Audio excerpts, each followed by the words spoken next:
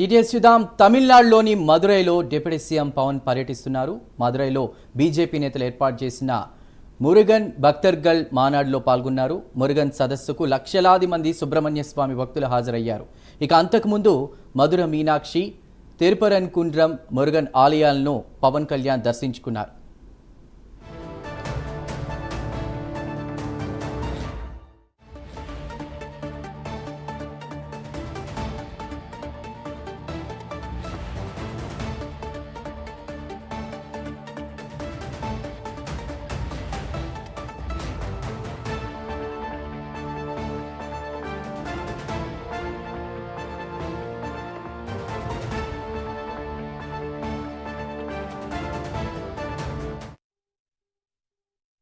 பிரம்மாவுடைய பொருள் ஆக முருகா என்று சொன்னால் இந்த மூன்று வேதங்களும் மூன்று கடவுளும் அடங்கி இருக்கிறது என்று நம்மால் உணர முடியும்.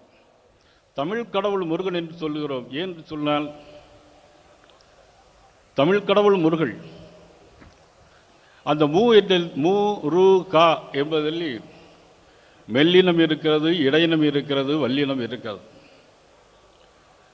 ஒரு பெரும் தத்துவத்தின் சாரெடுத்து நல்ல ஓமெனும் மந்திரத்தின் பொருளுரைத்து தந்தைக்கு உபதேசம் செய்த மலை எங்கள் தமிழ் திருநாடு கண்ட சுவாமி மலைன்னு சொல்லியிருக்கிறோம். அதுதான் அப்பனுக்கு பாடம் சொன்ன சுப்பையா முருகன். சொக்கநாதர் பூமியில் இருந்து நாம் இன்றைக்கு ஒன்று கூடியிருக்கிறோம்.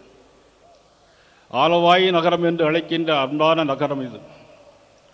தூங்கா நகரம் என்றும் நான்மாடக்கூடல் என்றும் 4 மாசி வீதிகளும் 4 சித்திரை வீதிகளும் 4 ஆவணி வீதிகளிலும் 4 வெளி வீதிகளிலும் இன்றைக்கு நடனமாடிக்கொண்டிருக்கின்ற மாபெரும் இந்த மதுரை மண்ணில் இன்றைக்கு நாம் நீதி கிடைத்திருக்கிறது.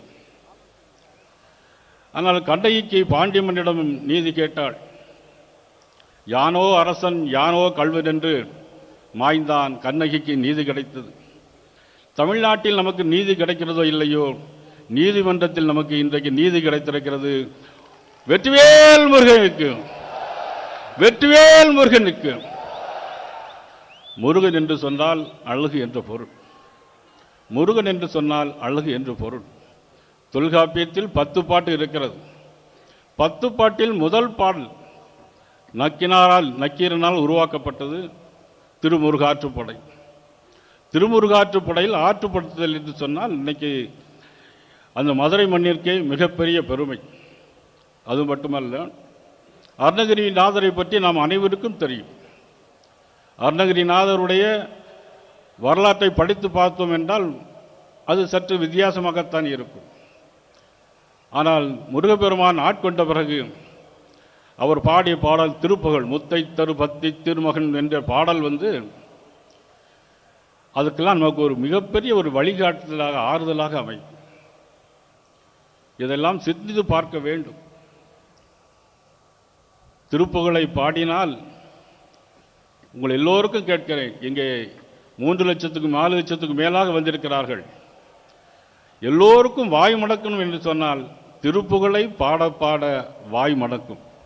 அப்படிப்பட்ட திருப்புகழை அருணகிரிநாதர் நமக்கு உருவாக்கி தந்த அற்புதமான முருகப்பெருமானினுடைய புகழையெல்லாம் பரப்புகின்ற இந்த நிகழ்வு என்பது உண்மையிலே இன்றைக்கு எல்லோரும் அலைத்து போயிருக்கிறார்கள்.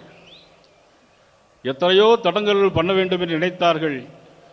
தடை கற்களெல்லாம் படிக்கற்களாக மாற்றி இன்றைக்கு இவ்வளவு பெரிய நிகழ்வை நடத்தி கட்டிருக்கிறார் நமக்கு சுப்பிரமணிய சுவாமி காடேஸ்வரன் சுப்பிரமணியன் அண்ணன் அவர்கள்.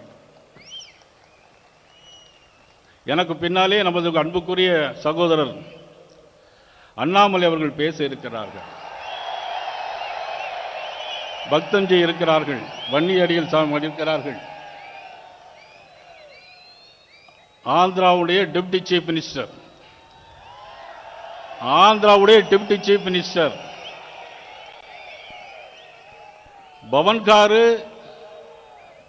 నిన్ని ఎక్కడిక వర్షిని பவன் గారు எக்கடிக்கு வர்ஷினி கரெக்டா தெலுங்கு. ஆனால் சில பேர் பார்த்தா பாத்தியா நயினார் நாகேந்திரன் தெலுங்குல பேசிட்டார் அப்படிம்பாங்க.